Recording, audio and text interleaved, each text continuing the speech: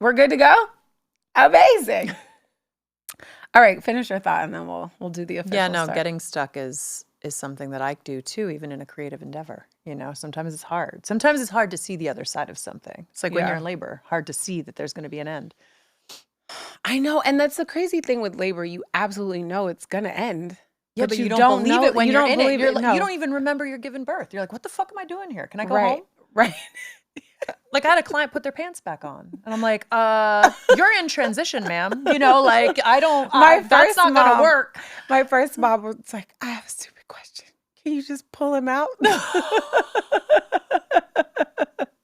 And the doctor was like, no. You're like, unless we want to cut you and get some forceps. And that's like olden days stuff. Yeah, we don't want that. No. Oh my God. So we're doing this thing called a Birth Queen podcast. So welcome everybody to the Birth Queen podcast with Rachel Nix. Today, I'm so excited. We have a special guest. My doula, my muse, my dear friend, my encourager, my supporter, my mom of 7 who answers every time I call, which means I'm an important person in her life. I'm actually don't answer my calls, but she answers all of my calls, which means a lot to me because I know what it's like when you have kids and you're like, please don't call me. I'm in the thick of it. And your house is always quiet. I don't know if maybe secretly they're chained up. I'm hiding in a room. I shut the door. I'm hiding in the toilet or in my bedroom. So, Lindsey, I just want you to start by just kind of who is Lindsey Bliss aside from being a mother and a doula? Oh my God, I don't know. I know. That's why it's a hard question. Who is she? I'm a goofy, silly, creative, high vibration, passionate individual who loves animals, loves babies. And so I guess it's hard to have an identity outside of being a parent, being a mother, being a birth doula, because I feel like so many of these things are me, right? I feel like I'm not going somewhere and putting on a uniform or putting a mask on or showing up as somebody else. Well, you're always mask off. That's why we get along. That's right. So that's why it's who are you when you're not this or that? I'm I'm me in all of that. Right. So yeah. When did you know you wanted to be a mom? I didn't. No, I think this is so great, which is why I'm asking you, because I was the opposite with my water baby. When they dropped a water baby, do you remember that? Oh yeah, no, I had an egg baby and a flour baby, a bag of flour that you walked around in high school with. Oh, right. In high school, you would walk around with a bag of flour, and if you dropped it, you failed the health class or whatever, because you killed your baby. Right. Yeah. No, I still remember the scent. It kind of smelled sweet, the rubber. But I was so excited because it felt like a real baby. And although one of my many titles is actor, I never talked to my dolls, but I could swaddle the shit out of my water baby from a very young age and walk around. I was I think in middle school when they came out and had the whole thing. And I remember being in Costco one time. Someone's like, can I see your baby? And I was like, she's sleeping. I was really, it was very method. So I had the visions of the husband in a suit and a baby. That was my version. So I think it's really dope to hear women's perspective who was yeah, that wasn't really it. But can you tell everyone how many children you have?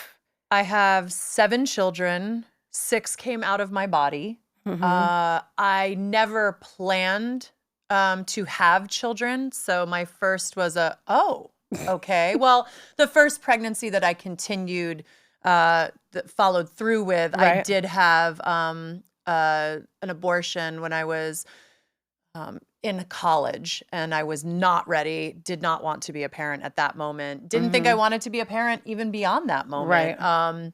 I use the word release now. I learned that from Shawnee. I like that. Yes. So she just taught me that the other day.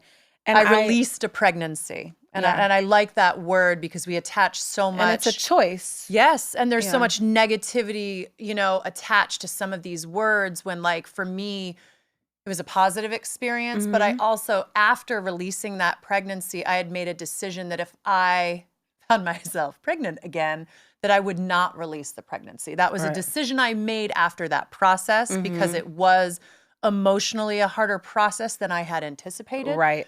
And so I had made the decision, and I had gotten pregnant with somebody I was dating at the time who was already a parent.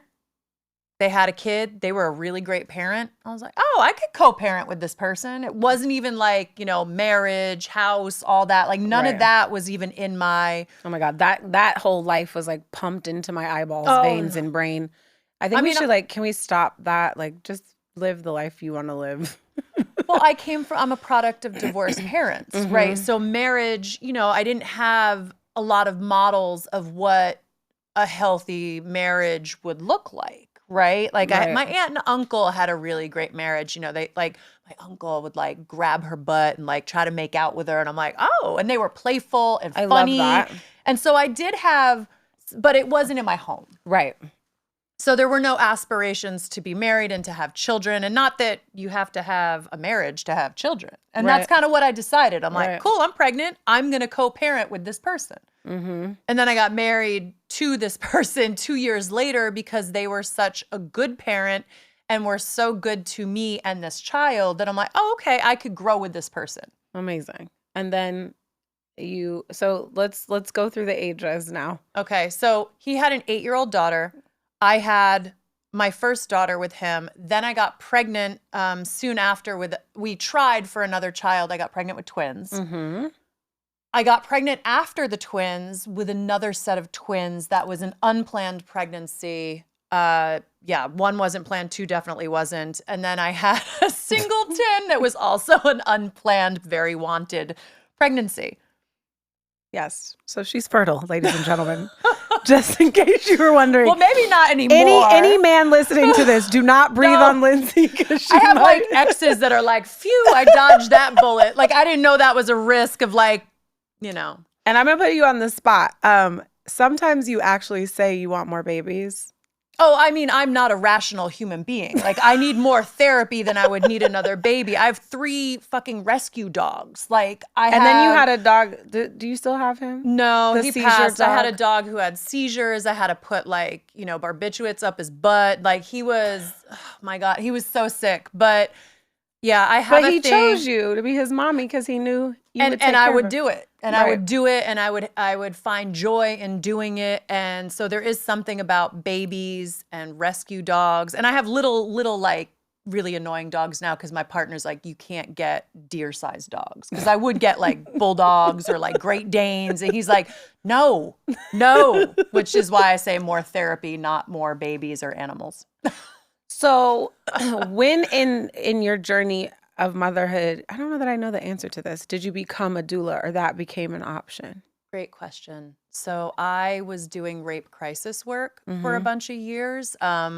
Before I met my partner, my now husband, I was going through a healing process after a trauma. And so part of that healing process was becoming a rape crisis advocate and supporting people when they would get the rape kit. And so there was a lot of advocacy, and there was a lot of walking people through what's happening to their body, what their options are. And when I gave birth to my first set of twins, I don't know, I was told I had to do a lot of things. You have to have an epidural. You have to deliver in the operating room. You can't have a doula. Like I was told these things that were like presented to me as like, that's the way it is. I found out after I gave birth that a lot of those things were choices. And I felt very disempowered that I didn't, I had to fight for a vaginal birth. I had to fight for all these different things. And I was like, if I didn't know what I knew, if I maybe spoke a different language, if my skin was a different color, I don't know if I would have had the outcome that I had, which was a healthy, safe vaginal delivery. I had to fight for it, but I'm like, my God, if I had entered this hospital with any of those other things, I don't think I would have had the outcome that I had, and it still was shit. Right. In my opinion, I'm not saying like, what do they say? Healthy parent, healthy baby. Like, but that's not enough. Like, like how about no trauma? Survival is like, I mean, that should be assumed in 2023, right? That you're going to survive your childbirth because most people did in the 1600s. So like the fact that is like anyway, but I do want to highlight, because absolutely anyone that's listening to this knows that I have a nonprofit that's combating the Black maternal health crisis, and Lindsey is a white woman. So if you're watching the video, you know that. If you are not, now you know. But what always stood out to me, and I want to highlight what you're saying, is that you are a white woman who wasn't treated and it well and empowered. And so if that's happening, you know, as you told me when you, Lindsey was my doula with my oldest, Samuel, and Baldwin virtually because of the fucking pandemic. But anyway, that was an aha moment for you. Like, I wasn't treated well, and where does that leave everyone else? Because you were aware of your privilege and, you know, so I think it's good to highlight that for everyone that ever listens to this, where we really are with maternal health. Can you kind of like give your opinion about maternal health in America? I mean, it's trash. It's garbage. It's people are afraid to birth in hospitals because there is a real chance that they will either be victim to obstetrical violence or systemic racism or death, whether it's during childbirth or in the newly postpartum space. I mean, it's happening last week. There was somebody who passed away because somebody wasn't listening to them. Right. And it's prevalent here in New York City. You know, it is higher than so many other cities across the country. And we claim to be so progressive and innovative, yet we are fucking people up out here. Yeah. You know, and I have a small mentorship group, and I talk to some new birth workers who are just entering the field, and a lot of them are part of the citywide doula initiative, and they're doing community-based doula work and really wanting to support their communities, all different communities, right? Like the Latinx community and Black and brown communities, and some white birth workers who are also part of the program. And a lot of them are asking, like, so there's all this push, but like, what's happening? Are there actual numbers changing in these institutions? Are there more midwives? Are there more like systemic changes from these institutions? I think there are so many great people trying to lay down the work and do the work right now. Right. It's just sometimes a lot of these institutions don't implement things when we need them to implement them, which is fucking now, yesterday, 10 years ago. Like, I mean, that's a huge thing. Like the now is key, and anyone listening, any issue, is it hunger? Is it, you know, whatever it is, water, droughts, it does, just do something now. When George Floyd happened, a lot of, you know, I have the privilege of having relationships with a lot of brands, most of whom are run by white people. And they're like, what do I do? And I'm like, do something now. This whole, let's wait until we have a perfect plan. People are dying while you're like dreaming up a perfect plan. And that in and of itself is a privilege. Like, let me find the right way. Well, because there's shame and there's all these other things associated with whiteness, right? There's shame. Are we going to say the wrong thing? Are we going to do the wrong thing? Are we going to cause harm? Yes, we are. Yeah, right. But if we're not trying, and I say this because I've been in that place. I've been frozen by, like, if I say the wrong thing, if I do the wrong thing, and that's performative. That's for that's for optics. That's not actually like engaging in an action. And I say this because, you know, that was me. That is me. Like, I have that in me now. And but you did the work. Well, and it's not even a did. It's like doing. Yeah, every day. It has to be until, and one of my teachers says, like, until your last breath.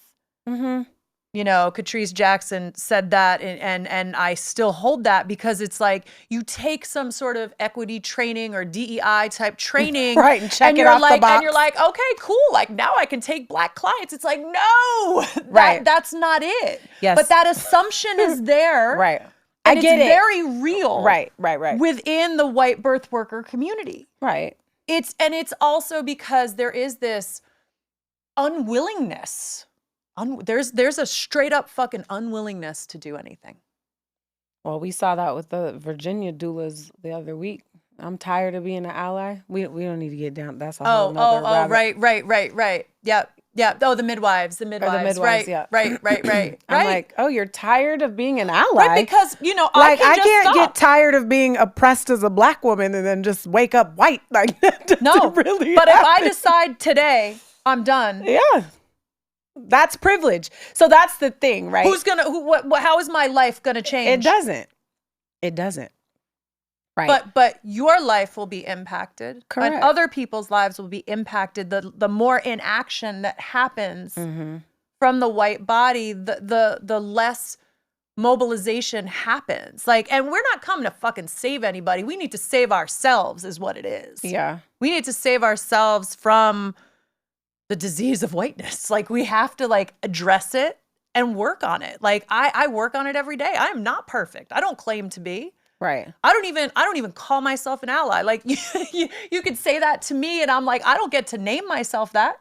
Right. I don't put that in my bio. Well, I mean, the thing about, right. Or should not put that in my bio, right? Right. Hashtag ally. I mean, what it is, you're present in the change and you're committed to that. And that's very clear. And it is really beautiful, which is why you're here. And I want to take more time too to let everyone know that Birth Queen, my nonprofit, was founded because of the love and support of Lindsey. I told Lindsey, you probably remember better, that I wanted to do more. I wanted to teach. I just wasn't comfortable like with where I was and the impact I was having. And then becoming a mom and being a doula was going to be really challenging, and teaching fitness and being an actor and a wife and like all the things I was juggling. But I was like, what else can I do? What can I do? And after the pandemic, when I had this idea of collecting Black birth stories, Lindsey was like, I was like, maybe I'll just do a GoFundMe. And you were like, nah, like bigger. And I was like, what, bitch? What do you mean bigger? And I do one day, maybe Michael Perry will be on this podcast. He is a very successful, like, I mean, he like was, responsible for the IP of Shopify, made a few coins. He's from Oakland, cool white boy. My brother's really good friend. I talked to you, then I talked to him. That's right. And he's a founder, and he's like, nah, like we going big. I was like, Michael, am I about to found a nonprofit with a 6-month-old and a 3-year-old? And he was like, that's what we do. And I was like, okay. And not to make everything about race, but I have to be honest, to have a white man hold space for me who has been a successful founder of now a new, startup, and then you as my doula in this space, like that, it was validating. Not that I need like white validation. I'm not saying that, but to have the support of not just people in my experience meant a lot to me. And taking race, gender, and all that off of it, you guys both saw something in me that I don't think I saw. And to hear it come from you, that isn't like completely in my circle. It's different than if your mom or your bestie is like, oh my God, honey, I believe in you. My mom and my brother were actually like, what are you think? You're crazy. Like, we know you're crazy, but like, Rachel, what do you mean you're going to found a nonprofit? I mean, but our early conversations, and this is before even Birth Queen was birthed, you were pregnant with your first child. We were in your living room talking about, I mean, you were a birth worker before you got pregnant with your first child. You have already laid the foundation to birth Queen. You, like, the steps were there. And so when I said like, oh no, bigger, because you had already done so much of the work. And sometimes it is hard to see when we're in it and we're laying those bricks or whatever, building that foundation. It's hard to see it because you were in it. Yeah. But and I think too with you're somebody who vibrates so high, and it's something that I relate to in you. Like, I'm like always going, it's a little ADHD, but like, you're so creative, you're so passionate that like, you don't do anything half-assed. Nothing.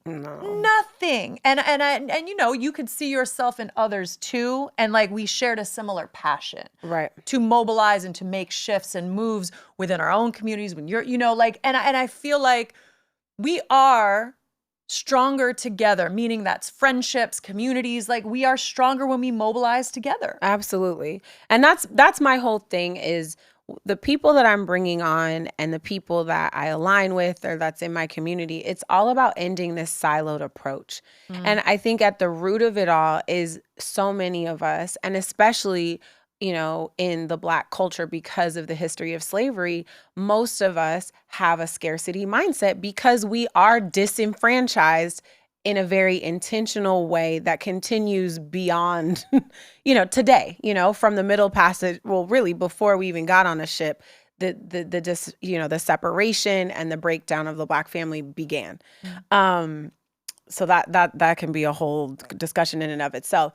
But what I want, my real dream with Birth Queen in a global sense, is to end that scarcity mindset for everyone, right? Because until we all adopt and do, an abundant mindset, and we choose joy and we choose to work together, because we can all learn something from one another and heal together and cry together and argue together, right? It still takes two people to have an argument, right? And to reach a resolution.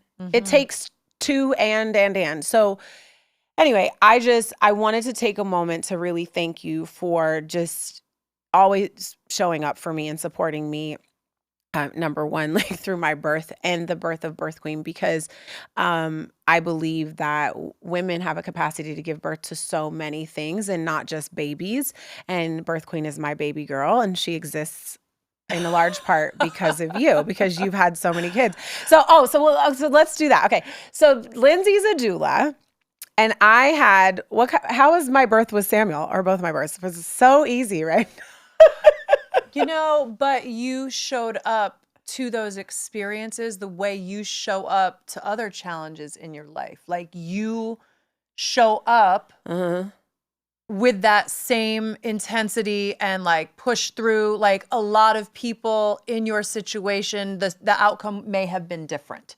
Right. Does that make sense? Yes. Like, your first birth, and I don't want to like tell the story of your birth because it's your story, right? But like, I witnessed you doing something really, really hard and powering through something, and like, I don't know, I was left very much in awe of your strength and of your grace, because that wasn't easy. Like, no, yeah. It was not easy. And you also had a lot of, a lot of ideas of what you had wanted, but also knew that things could change, and things did shift and change, and you were able to, and that's where the grace came in. Okay, grace with yourself, grace with the process. You had trust in your care provider. And again, that's something that's hard to find. Yeah. It's hard to find a team of people that you trust are going to care about you and your safety and your baby's safety, and also keeping your mental health and well-being intact. Yeah. Witnessing you. Like, I don't empower people. I just help people create the space so that they can take their own knowledge and power and utilize it. And I feel like I bore witness to you in your strongest moment. Well, I chose you because I was like, if she's giving birth to 6 humans and 2 sets of twins, I could do this. And then you looked at me like, girl, I don't know. This is kind of hard. Like, we might need to consider epidural. So I have big old OP babies. Samuel turned while I pushed him out. I had to push for 3 hours, but I got him out with my vagina intact, by the way. And I'm not incontinent. So when we have our pelvic floor situations, ladies, I got you. I've pushed out 2 8-pounders, 21 inchers, and we're good. So the first one was 3 hours of pushing. He turned while I pushed. My second one was 15 minutes of pushing, but he turned while I labored, which added to the pain and my whole pelvis being out of whack. But one of the questions that I'm going to have in every episode is, what was your biggest push moment? If you want to choose 2, like a life one and a human being one, that's fine too, because you did give birth a few times. Okay, so I'll choose the birth one first, because that one's pretty easy for me. It was being able to push my twin boys out at home with home birth midwives. So amazing. And to experience pleasure during that process, where it wasn't, I didn't have an orgasm. I wish. I mean, that I don't really know many who can do that. That's like, But I had a pleasurable birth experience. That's I felt amazing. on top of the world. I feel like it was one of my highest moments in my life that I advocated for myself. I built a team. I birthed my twin boys in my bedroom at home in Queens. It was one of my highest moments in my life. And it took a lot of fucking work to get there. I had dual care. I had 2 midwives. I had an OB who I cheated on so that I could have the home birth. Like, it was a whole thing, but I was dedicated to that process, and I achieved what I sought out to achieve. It wasn't perfect. Nothing in life is. But yeah. So anybody that's a perfectionist, even though I attract a lot of OCD people in my life, I stress them out and they love me at the same time. Like, just get rid of this idea of perfection. Your life will be so much better and you will actually be a more enjoyable person to be around. Okay, go ahead. Yeah, no, I mean, that is very good advice. And also it just makes me think about something you said too with your pushing moment and your birth process with Samuel. I think you got to a place where you were starting to suffer. You could do pain. I know you. You are. Oh, that shit hurt from the first damn contraction. Pain is okay. I was like, what happened to early labor where you can bake cookies? No, you didn't have that. I didn't have that shit at all. You were fast and furious, and it was and long. And pain is okay, but suffering. Yeah. For me, it's like, okay, let's try the water. Let's try this. Let's try that. And when some of the things stop working, like epidurals are a tool. Yeah. Epidurals aren't bad. They have, like, there are side effects, and like some people don't explain the full reality of what it is. Like, there's a catheter, there are some risks, like all of that, but it's a tool. We don't have to put a vibration to it like bad, good. It's like, if you're choosing something for yourself, I'm all for it. Right. I've had an epidural in one of my births. Like, I'm not, Right. Sorry, I went off tangent, but no. But I mean, that's also important. I mean, Lindsey and I could sit and talk for 8 hours. So we're gonna try not to do that today. But I'm gonna look at my clock now. I think we're doing good. Oh no, we've done pretty good. Okay. I have like a couple more pointed questions, and then but share with us a push moment that was an uphill push for you that you want to share. I think I'm gonna say my willingness to learn and grow, not just within the birth work, like my birth work field, is being able to, I'm in my 40s now, and I always say I'm old. I'm like, I'm not old. A lot of times, old. She real cute, you guys. That's why you got to go watch the video, on YouTube and all that other stuff. Okay, she real cute. But being open to learn. Right. And like, that's a push for me because I'm a Taurus. I'm a very, very like earth sign. I can be stubborn. I can be a little hard-headed. And so my push is to be expansive so that I can grow myself. And so this past year, I've done a rites of passage group. I've done a lot of work on myself. And, I'm so used to like being of service to others and like really not living by the, like, if your cup isn't full, then you can't be of service to others. Like, my push right now is to like work on being good with me and being in integrity with myself so I can show up more fully for others. I love that. Which then anything I birth is going to be good. So what are you giving birth to next? Let's see. Birthing a postpartum doula training coming out soon. Carriage House Birth. We're going to be launching that in a month or two. What else are we birthing? A lot of video content, childbirth education videos. Rachel and I are collaborating on a pelvic floor workshop. Yes. And also we didn't get to another huge baby that Lindsey created and gave birth to is CHB. So you want to tell us real quick so people can know, because it's a great resource for the birthing community in New York, LA, and where? New York and Los Angeles. Yep. So Carriage House Birth has a doula agency component. So if you're looking for a birth or a postpartum doula, there are some abortion doulas. There are gender affirmation doulas. There are end-of-life doulas. So we do have a wide variety of different doulas, but primarily birth and postpartum. We do birth doula trainings in collaboration with Woven Bodies and Dorcas Davis Consulting and Samantha Huggins. They are juicy and amazing, and I'm so proud of them. And the postpartum training, which will be birthed in a month or two, is also being launched, and all this video content, collaborations. We're going to do retreats. Like, I'm feeling really good. Can we talk about that? Yes, please. Okay, so we also have to plug her partner, her husband's East Wind Hotels. Okay, so we're just going to tell y'all, we working on putting together a really fabulous retreat for the women's. You don't have to have kids. You can come anyway, because like it's easier for you to show up. But if you have a kid, just leave them. They're going to be fine. If you're a mom, I'm going to look at all these cameras. If you're like, what am I going to do with my kid? You're going to leave them and they're not going to die and it's going to be fine. Because everybody's better off if you have some time without your kids. My kids are great because I leave. They get it. Well, you get to miss them, right? Yeah. A little bit. You get to miss everybody's like, oh my God, mommy's back. And I'm like, oh, y'all are cute. So yeah, and I just appreciate, again, Lindsey, because, you know, as a fitness instructor, everyone's like, you need to do retreats. But I'm like, I eat meat and I eat and I drink and I don't want to just go be a vegan. That doesn't sound fun. Like, I want to sit and talk and have fun. So Lindsey, we were all drinking at the bar before our dinner and she goes, yeah, well, a retreat could just be like being together. And I was like, oh yeah, we could like just go and just be together. And maybe there could be a conversation and maybe there could be a healthy meal and some movement and meditation. That's fine too. We have no problem with talking. We have no problem with talking. But like we could just sit and be together. And so what happened was I had this idea to put some moms together for a dinner and we did it on like the coldest day in New York.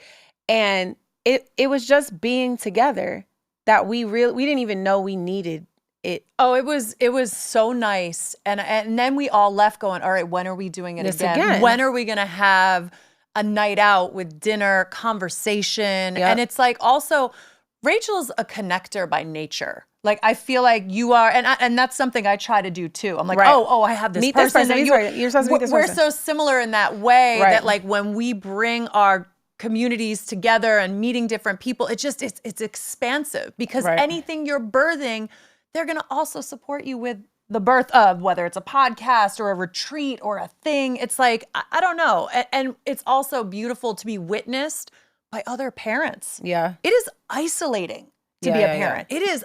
You can be in a crowded room and feel lonely as a parent. Parenting in isolation, doing anything in isolation is like, we weren't created to be by ourselves. No. That didn't happen. No, what was the saying? It takes a village, but where's the village here? Oh, yeah. Where is it? Yeah.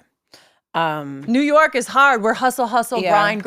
And it's good to stop and I mean, and most of us are away from family, so we don't have that same built-in community. So you have to create it. But it's also amazing because you kind of get to choose who your community is and have people around you that lift you up. So okay. So I have our last fun question before our post-show questions. I don't even think you know what this is, but that makes it even better. The answer is yes or no. I'm scared. I have an exciting idea that we'll be launching, but will you participate in Moms After Dark? Yes.